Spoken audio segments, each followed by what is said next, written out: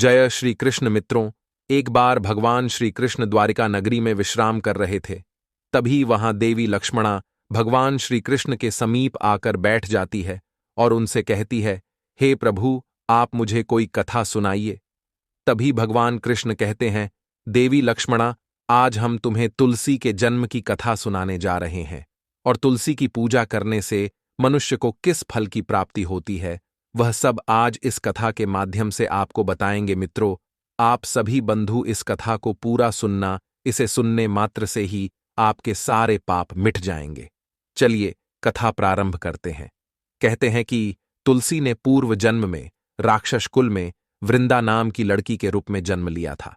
राक्षस कुल में जन्म के पश्चात भी ये बचपन से ही भगवान विष्णु की पूजा करती थी और उनकी परम भक्त बन गई। जब वृंदा जवान हुई तो उनका विवाह राक्षस कुल में ही राक्षसी रीति रिवाज से दानवराज जलंधर के साथ कर दिया गया। वृंदा बचपन से ही शांत और सरल स्वभाव की थी। वृंदा एक पतिव्रता स्त्री थी। वह अपने पति के अलावा किसी और पुरुष की ओर आंख उठा के भी नहीं देखती थी।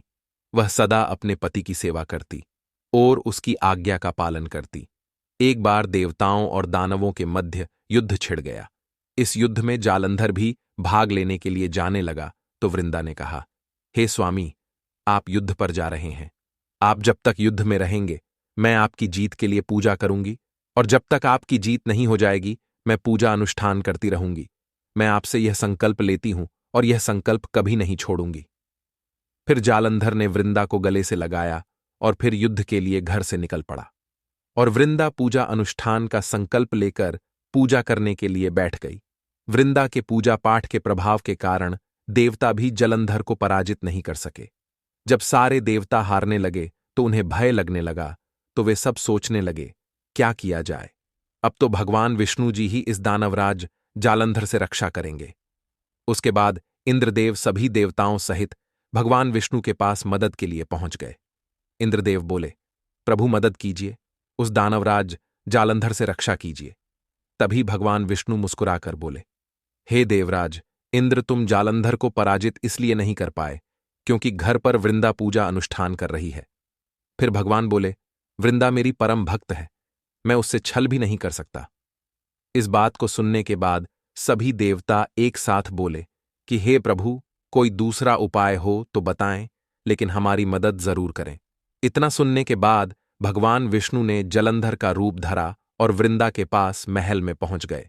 वृंदा ने जैसे ही अपने पति को देखा तो तुरंत पूजा में से उठ गई और उनके चरणों को छू लिया। इधर जैसे ही वृंदा का संकल्प टूटा, उधर युद्ध में देवताओं ने दानवराज जलंधर को मार दिया और उसका सिर काटकर धड़ से अलग कर दिया। जलंधर का कटा हुआ सिर जब महल में आ गिरा तो वृंदा ने आश्चर्य से भगवान की ओर देखा, जिन्होंने जलंधर का रूप धर रखा था। इस पर भगवान विष्णु अपने रूप में आ गए, किंतु वे मौन रहे, वृंदा से कुछ भी ना बोल सके। यह सब देखने के वृंदा ने क्रोधित होकर भगवान विष्णु को श्राप दे दिया कि वे पत्थर के हो जाएं। श्राप देते ही भगवान तुरंत पत्थर के हो गए। यह खबर सुनते ही सभी देवताओं में हाहाकार मच गया। देवताओं ने वृंदा से विनती किया कि वह अपना श्राप वापस ले ले, अन्यथा समस्त ब्रह्मांड में उथल पुथल हो जाएगी। वृंदा ने देवताओं के विनती करने पर अपना श्राप वापस ले लिया। इसके बाद वृंदा अपने पति का कट हुआ सिर लेकर सती हो गईं। उसके बाद उनकी राख से एक पौधा निकला। तब भगवान विष्णु जी ने उस पौधे का नाम तुलसी रखा और कहा कि मैं इस पत्थर रूप में भी रहूंगा, जिसे शालिग्राम के नाम से इस तुलसी के पौधे के साथ ही पूजा जाएगा। इतना ही भगवान विष्णु ने कहा, किसी भी शुभ कार्य में बिना तुलसी जी के भोग के पहले कुछ भी मैं स्वीकार नहीं करूंगा। तभी से ही तुलसी जी की पूजा होने लगी। उसके बाद कार्तिक मास में तुलसी जी का विवाह शालिग्राम जी के साथ किया जाता है और देव उठावनी एकादशी के दिन को तुलसी जी के विवाह के रूप में मनाया जाता है। उसी दिन से माता तुलसी जी की पूजा की जाती है। तुलसी के पौधे में सभी तीर्थ, सभी देवी देवता, स्वयं भगवान विष्णु और सभी वेद स्थित होते हैं। माता तुलसी का प्रतिदिन दर्शन करने मात्र से ही मनुष्य के सभी पापों का नाश हो जाता है तथा पूजन करने से मनुष्य को मोक्ष की प्राप्ति होती है।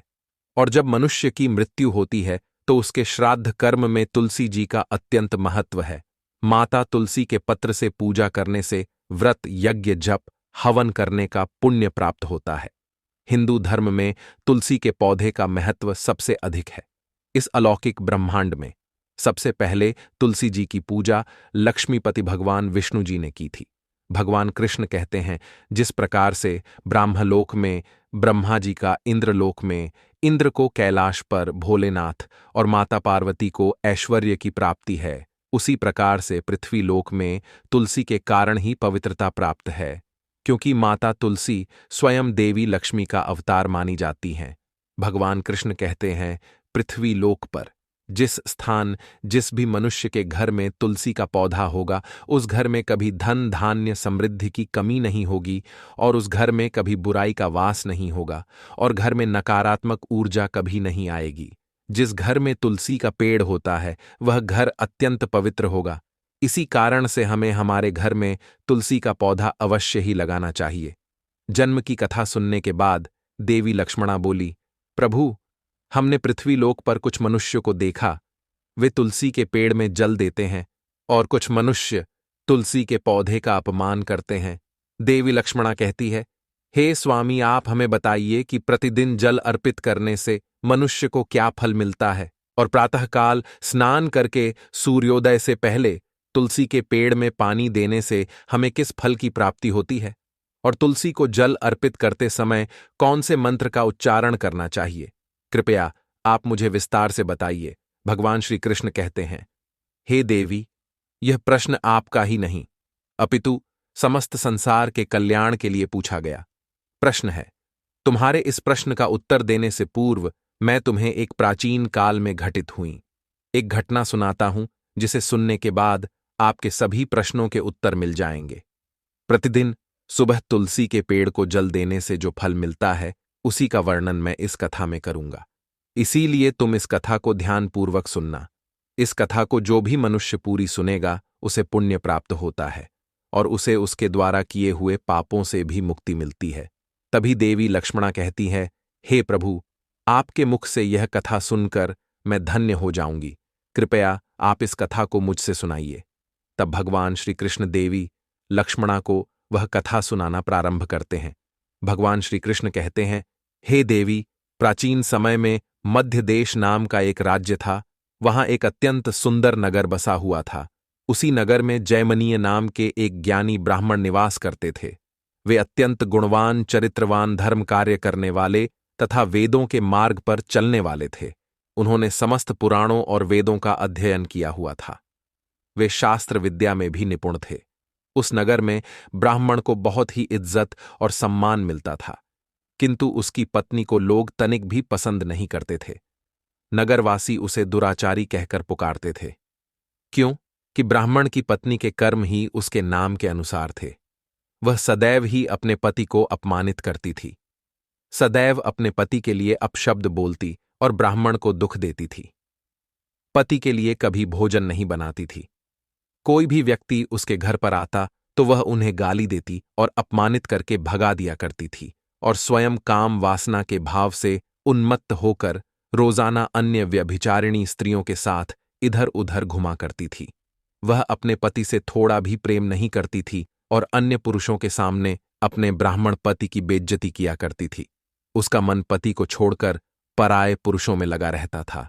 उसने कभी अपने पति से प्रेम से बात नहीं की, किंतु पराये सुंदर सुंदर पुरुषों के संग बैठकर दिन भर बातें करती और उनके साथ घूमने जाती थी। पराये पुरुषों को अपनी ओर आकर्षित करने के लिए वह सुंदर सुंदर आभूषण पहनकर और सज धज कर नगर में कहीं यहां तो कहीं वहां घूमने जाया करती थी। कभी कभी वह पर्वतों और पहाड़ों के पास से गुजरने वाले रास्ते के पास जाके खड़ी रहती और राह से गुजरने वाले सुंदर पुरुषों को ताका करती, और जो पुरुष उसे पसंद आता उसे वह अपने माया जाल में फंसाकर उस दुष्ट पुरुष के संग भोग विलास किया करती थी। धीरे धीरे समय बीतता गया और उसके अंदर वासना की भूख बढ़ने लगी। एक दिन वह दुराचार स्त्री प्रतिदिन की भांति उसी रास्ते के पास में जाकर खड़ी हो गई। उसका मन वासना और काम से तड़प रहा था। वह किसी सुंदर और नौजवान कामी पुरुष के आने की राह देख रही थी, किंतु धीरे धीरे समय बीतता गया और सूरज ढलने लगा। किंतु उस रास्ते पर कोई भी पुरुष नहीं आया। यह देखकर वह चिंतित होने लगी। अब वह अत्यंत दुखी हो गई और उसे अपने ब्राह्मण पति की याद आने लगी। वह पति की खोज में इधर उधर भटकने लगी। उस दिन उसका सारा परिश्रम व्यर्थ हो गया। वह इधर उधर खोजती और जोर जोर से विलाप करके कहने लगी, आज इस नगर के सभी सुंदर और भोगी पुरुष कहाँ मर गए? आज इस मार्ग पर कोई सुंदर पुरुष क्यों नहीं आया? अब मैं कैसे अपनी काम वासना शांत करूं? आज की रात कैसे बीतेगी? इतना कहकर वह और जोर जोर से विलाप करने लगी। उस स्त्री की रोने की चीख सारे पर्वत पहाड़ों में गूंज रही थी। उसी पर्वत में एक शेर रहता था। शेर उस व्यभिचारी स्त्री के जोर जोर से रोने की आवाज सुनकर जाग गया और वह शेर उठकर जिस ओर से रोने की आवाज आ रही थी उसी ओर चल दिया। कुछ समय बाद वह उस स्त्री का भक्षण करने के लिए उसके पास आ गया। अचानक से शेर को सामने देखकर स्त्री डर से थर थर कांपने लगी और उसके पसीने छूटने लगे। जैसे ही वह स्त्री भागने के लिए बढ़ी, इतने में ही उस शेर ने उस पर आक्रमण करके अपने तेज नुकीले पंजों से उसे घायल कर दिया और वह दुराचारी स्त्री जमीन पर लहूलुहान होकर गिर पड़ी। जमीन पर गिरते ही वह स्त्री जोर से चिल्लाते हुए बोली, अरे शेर, तू किस लिए यहां पर आया है और मुझे क्यों मार रहा है? मैंने तेरा क्या बिगाड़ा है? मैं यहां पर अपने पति को खोजने आई हूं और मैं उन्हीं के लिए विलाप कर रही हूं। तू मुझे छोड़ दे, मुझे खाने से तुझे क्या मिलेगा? इतना सुनते ही शेर उस स्त्री की यह बात सुनकर रुक गया और खूब जोर से ठहाके मारकर हंसने लगा। उसके बाद बोला, हे दुराचारी स्त्री, तेरे जैसी स्त्रियां इस संसार के लिए श्राप है। तेरी वजह से समस्त संसार का वातावरण दूषित होता है। तुम जैसी दुराचारी स्त्रियों का इस संसार में जीने का कोई हक नहीं है। आज ईश्वर ने तुझे मेरे भोजन के लिए नियुक्त किया है। आज तुझ जैसी दुराचारी स्त्री को खाकर इस संसार को दूषित होने से बचाऊंगा। शेर को बोलता देख वह स्त्री अचंभित हो गई और बोली, मुझे सच सच बताओ, तुम कौन हो और तुम्हें शेर का रूप क्यों धारण करना पड़ा? मुझे सारी बात बताओ, उसके बाद ही तुम मुझे खाना। शेर उस दुराचारी स्त्री की बात सुनने के बाद बोला। उस स्त्री की बात सुनने के बाद वह शेर बोला, ठीक है, मैं तुझे पूर्व जन्म का किस्सा सुनाता हूं।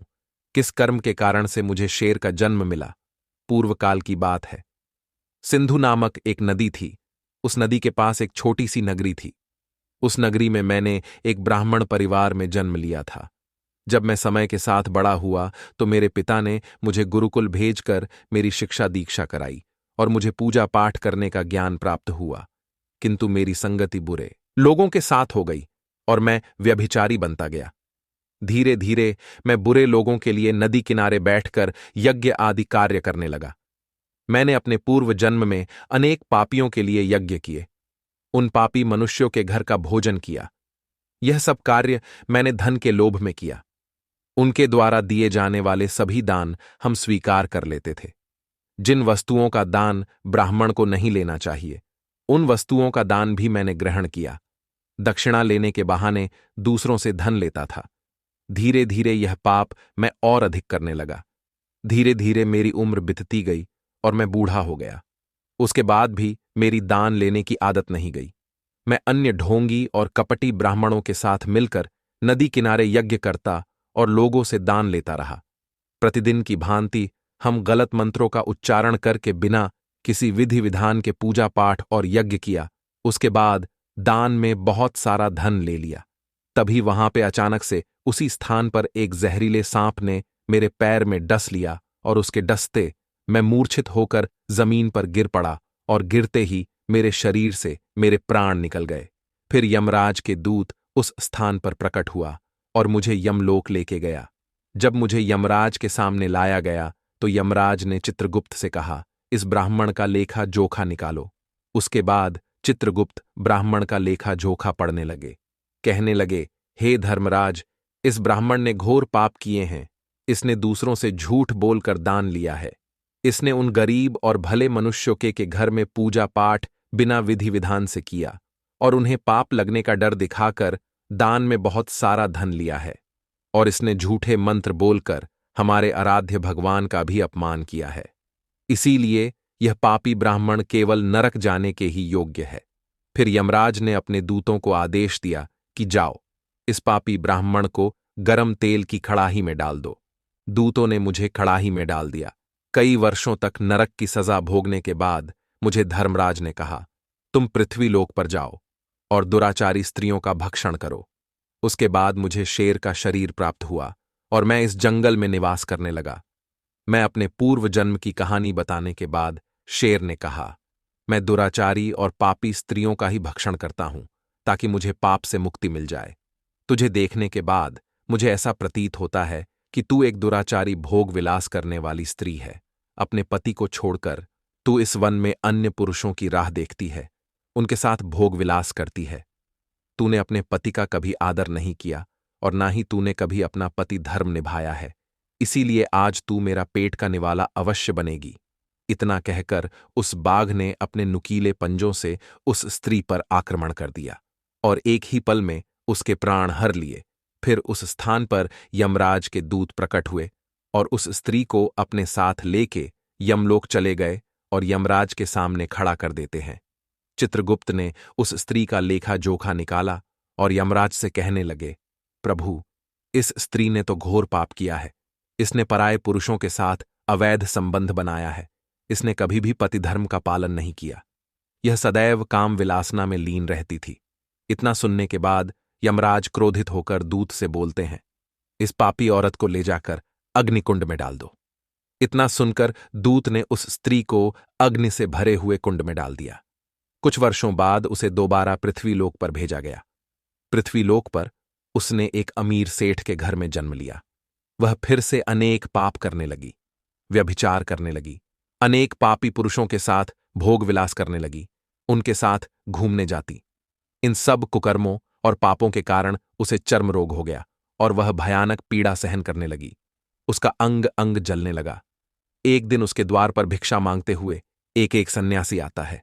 उस सन्यासी से उस स्त्री का दर्द देखा नहीं गया।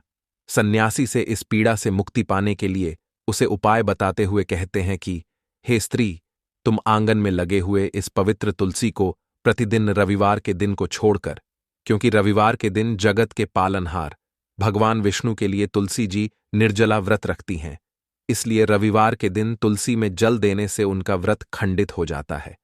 इसी कारण रविवार को तुलसी के पेड़ में जल नहीं देना चाहिए।